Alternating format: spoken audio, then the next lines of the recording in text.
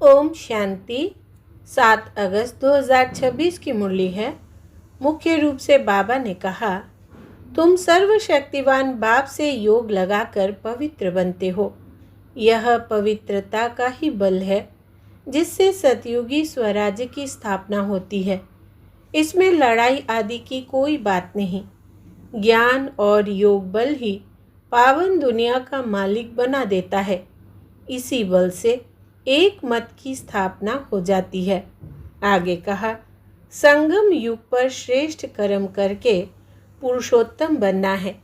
कोई भी ऐसा कर्म नहीं करना है जो कनिष्ठ बन जाए।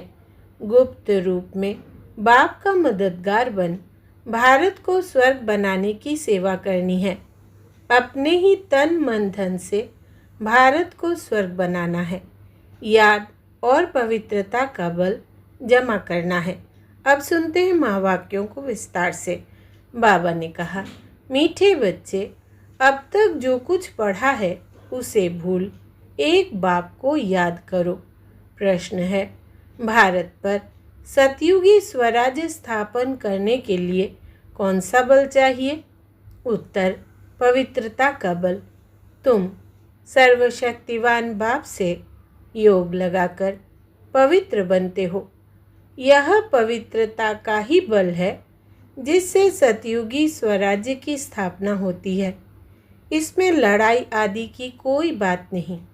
ज्ञान और योग बल ही पावन दुनिया का मालिक बना देता है। इसी बल से एक मत की स्थापना हो जाती है। गीत है, आखिर वो दिन आया आज। ओम शांति। बच्चों ने गीत सुना। यह गीत कोई अपना बनाया हुआ नहीं है। जैसे और वेदों शास्त्रों का सार समझाया जा रहा है, वैसे यह भी जो गीत बनाए हैं उनका भी सार समझाते हैं। बच्चे जानते हैं कि खिवैया व बागवान व सद्गति दाता एक ही बाप है। भक्ति करते हैं जीवन मुक्ति के लिए, परंतु जीवन मुक्ति व सद्गति दाता एक भगवान है। उसका अर्थ बच्चे ही समझ सकते हैं, मनुष्य नहीं समझते हैं। सद्गति अर्थात दुख से छुड़ाकर शांति की प्राप्ति कराते हैं। भारतवासी बच्चे जानते हैं कि यहाँ पवित्रता सुख शांति थी, जबकि इन लक्ष्मी नारायण का राज्य था। राधे कृष्ण का राज्य नहीं कह सकते। वास्तव में माताओं की हमजिन्स राधे हैं, उनको जास्ती प्यार करना चाहिए। फिर भी श्री कृष्ण को बहुत प्यार करते हैं, झूले में झुलाते हैं। श्री कृष्ण की जन्माष्टमी भी मनाते हैं, राधे की जयंती नहीं मनाते हैं। वास्तव में मनाना चाहिए दोनों का। समझ तो कुछ है नहीं। उन्हों की जीवन कहानी को तो कोई जानते नहीं। बाप आकर अपनी और सबकी जीवन कहानी सुनाते हैं। मनुष्य कहते भी है शिव परमात्मा नमः, परंतु उनकी जीवन कहानी को नहीं जानते। मनुष्य की जीवन कहानी को हिस्ट्री ज्योग्राफी कहा जाता है। दुनिया की हिस्ट्री ज्योग्राफी तो गाई जाती है ना। कितने इलाके पर राज्य करते थे, कितनी ज़मीन पर राज्य करते थे, कैसे राज्य किया, फिर वो कहाँ गए, यह बातें कोई नहीं जानते। तुम बच्चों को अच्छी रीति समझाया जाता है। रचयिता और रचना की नॉलेज बच्चों को समझाते हैं। तुम बच्चों को मालूम पड़ गया है बरोबर अब कलयुग का अंत है और सतयुग का आदि है। संगम पर ही परम पिता परमात्मा आकर मनुष्य को पतित से पावन देवता बनाते हैं, उत्तम पुरुष अथवा पुरुषोत्तम बनाते हैं। क्योंकि इस समय के मनुष्य उत्तम नहीं है, कनिष्ठ है। उत्तम मध्यम कनिष्ठ सतो रजो तमो होते हैं। जो अच्छी तरह ज्ञान सुनेंगे उनको सतोगुणी कहेंगे, जो थोड़ा सुनेंगे उनको रजोगुणी कहेंगे, जो सुनते ही नहीं उनको तमोगुणी कहेंगे। पढ़ाई में भी ऐसे होता है। तुम बच्चों को सतो प्रधान पढ़ाई चाहिए, इसलिए सतो प्रधान लक्ष्मी नारायण बनने का तुमको ज्ञान दिया जाता है। नर से नारायण, नारी से लक्ष्मी बनना है।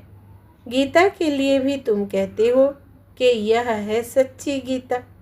तुम लिख भी सकते हो, यह है सच्ची गीता पाठशाला, अर्थात सत्य नारायण बनने की कथा अथवा सच्ची अमर कथा, सच्ची तीजरी की कथा। चित्र तो सब तुम्हारे पास है, इनमें सारा ज्ञान है। तुम बच्चे अब प्रतिज्ञा करते हो कि हम प्रजापिता ब्रह्मा कुमार कुमारियाँ भारत को सतो प्रधान स्वर्ग बनाकर छोड़ेंगे।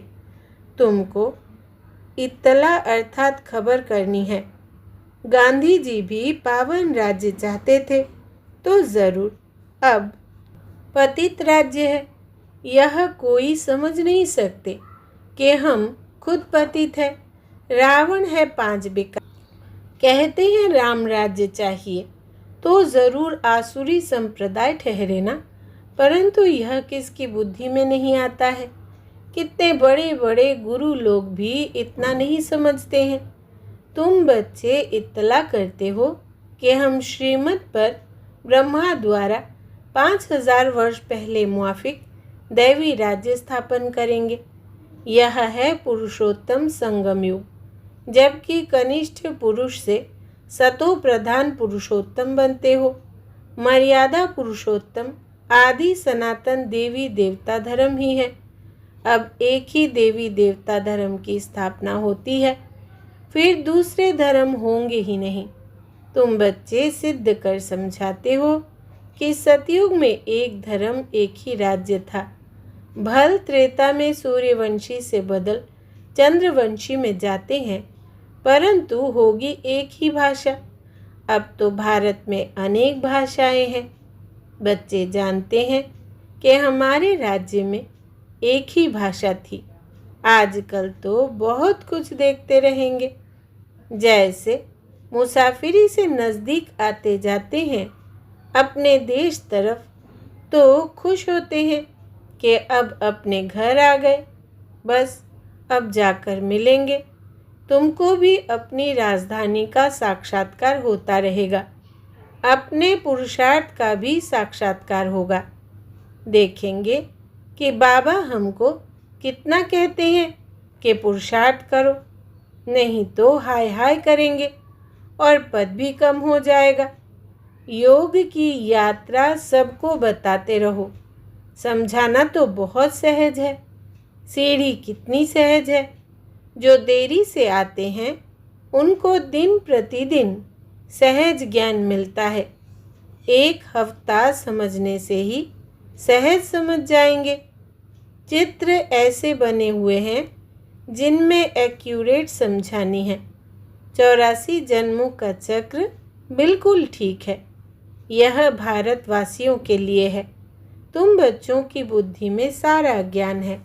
तुम जानते हो कि पतित पावन सद्गति दाता शिव बाबा की मत पर हम फिर से सहज राजयोग बल से अपने तन मन धन से भारत को स्वर्ग बनाते हैं। दूसरे कोई का हम नहीं लगाते हैं, अपने ही तन मन धन से सेवा करते हैं। जितना जो करेंगे वो अपने भविष्य के लिए बनाते हैं। तुम ही घर के भाती हो। तुम्हारे से ही बाबा सतयुगी स्वराज्य स्थापन करा रहे हैं। खर्चा भी तुम ही करेंगे। तुम्हारा कोई जास्ती खर्चा नहीं है। तुमको सिर्फ शिव बाबा को याद करना है। कन्याओं को क्या खर्चा करना है? उनके पास कुछ है क्या? बाबा बच्चों से क्या फी लेंगे? कुछ भी नहीं।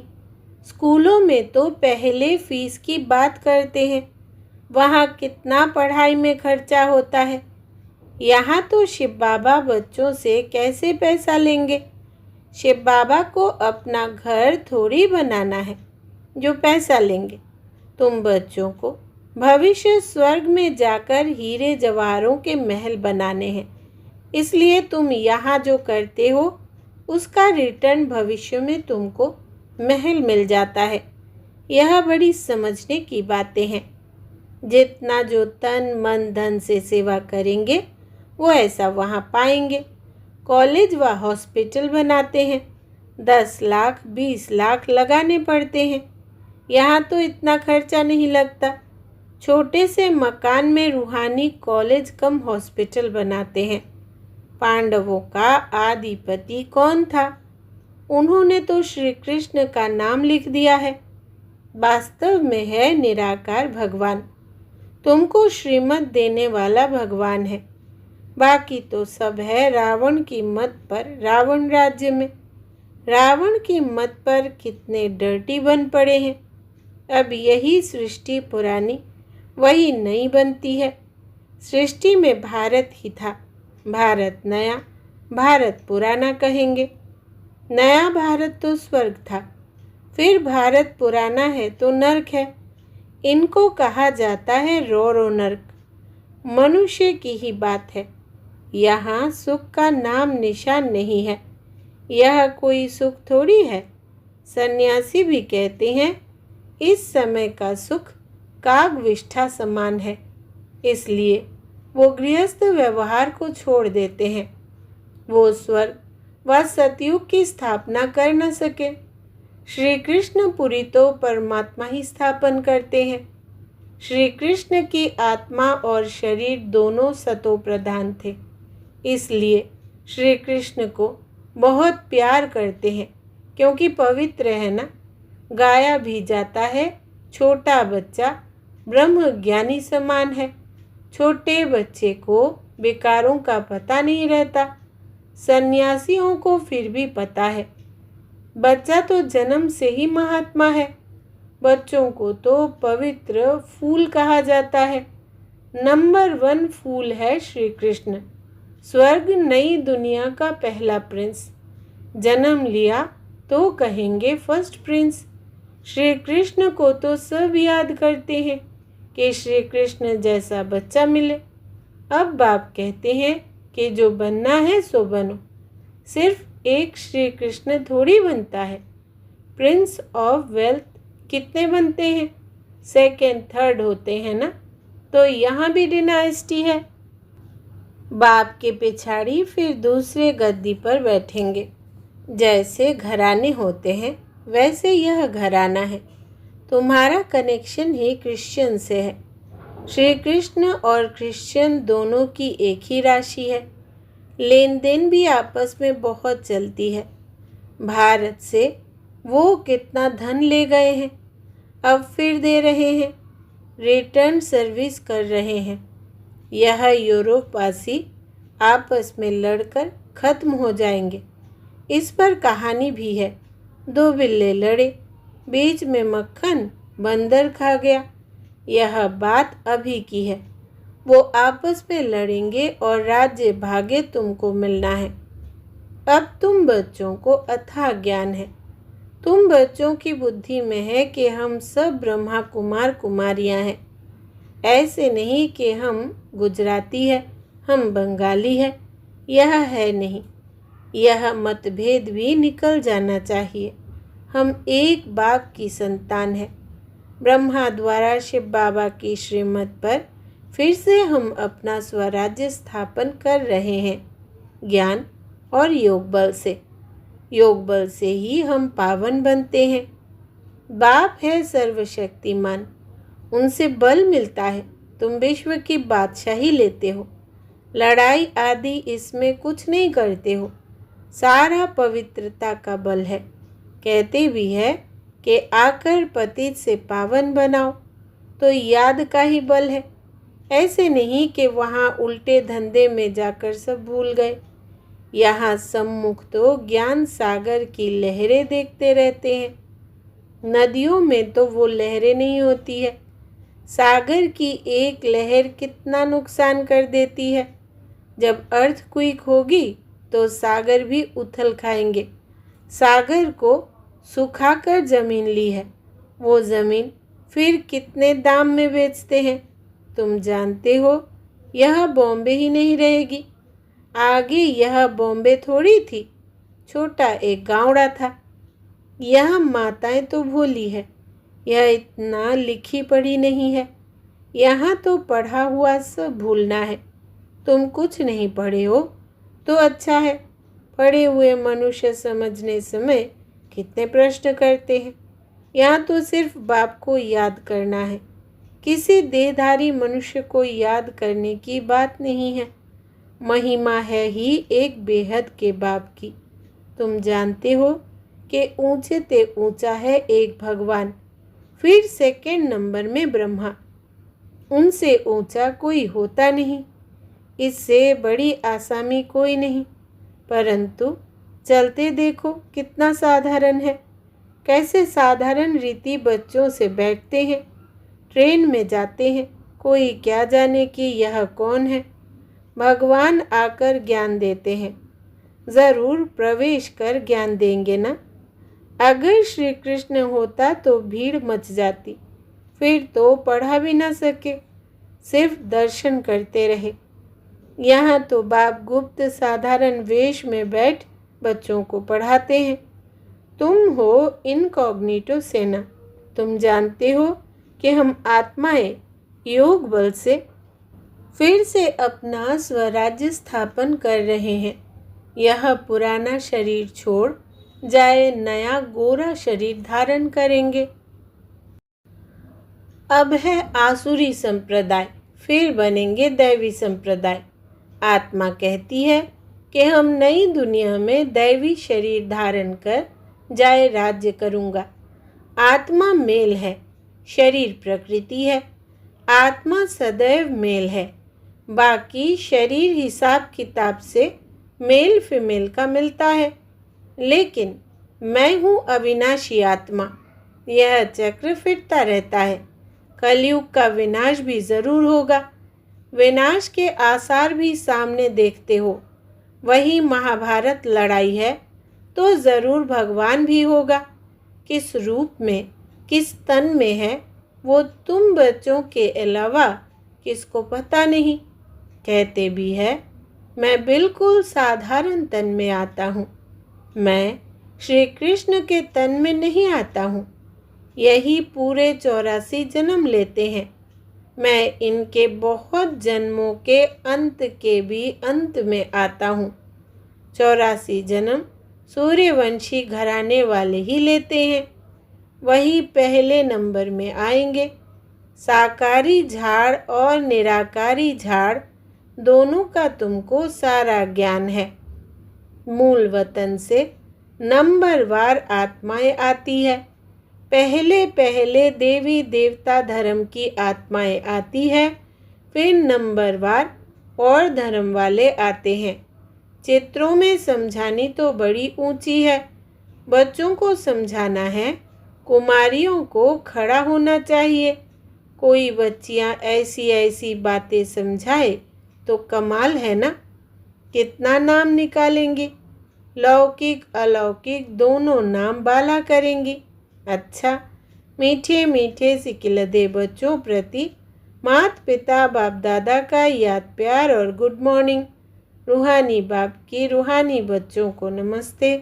हम रूहानी बच्चों की रूहानी माता पिता बाप दादा को याद प्यार, गुड मॉर्निंग और नमस्ते बाबा नमस्ते। धारणा के लिए मुख्य सार। पहला, संगम युग पर श्रेष्ठ कर्म करके पुरुषोत्तम बनना है। कोई भी ऐसा कर्म नहीं करना है जो कनिष्ठ बन जाए। दूसरा, गुप्त रूप में बाप का मददगार बन भारत को स्वर्ग बनाने की सेवा करनी है। अपने ही तन मन धन से भारत को स्वर्ग बनाना है। याद और पवित्रता का बल जमा करना है। वरदान है आज का, अपनी संपूर्ण स्टेज द्वारा सर्व प्रकार की अधीनता समाप्त करने वाले प्रकृति जीत भव। विस्तार है, जब आप अपनी संपूर्ण स्टेज पर स्थित होंगे तो प्रकृति पर भी विजय अर्थात अधिकार का अनुभव होगा। संपूर्ण स्टेज में किसी भी प्रकार की अधीनता नहीं रहती है, लेकिन ऐसी संपूर्ण स्टेज बनाने के लिए 3 बातें साथ साथ चाहिए। पहला, रूहानियत, दूसरा रुहाब और तीसरा रहमदिल का गुण। जब यह तीनों बातें प्रत्यक्ष रूप में स्थिति में चेहरे व कर्म में दिखाई दे तब कहेंगे अधिकारी व प्रकृति जीत आत्मा। स्लोगन है, श्रीमत की लगाम मजबूत है तो मन रूपी घोड़ा भाग नहीं सकता। श्रीमत की लगाम मजबूत है तो मन रूपी घोड़ा भाग नहीं सकता। यह व्यक्ति सारे अपवित्रता के बीज को भी समाप्त कर संपूर्ण स्वच्छ पवित्र बनो। अगर कोई भी अपवित्रता वृत्ति, स्मृति व संकल्प में है तो ब्राह्मणपन की स्थिति में स्थित नहीं हो सकते। इसलिए कदम कदम पर सावधान रहो। विशेषताओं के साथ अगर कोई एक भी कमजोरी है तो एक कमजोरी अनेक विशेषताओं को समाप्त कर देती है। अच्छा, ओम शांति।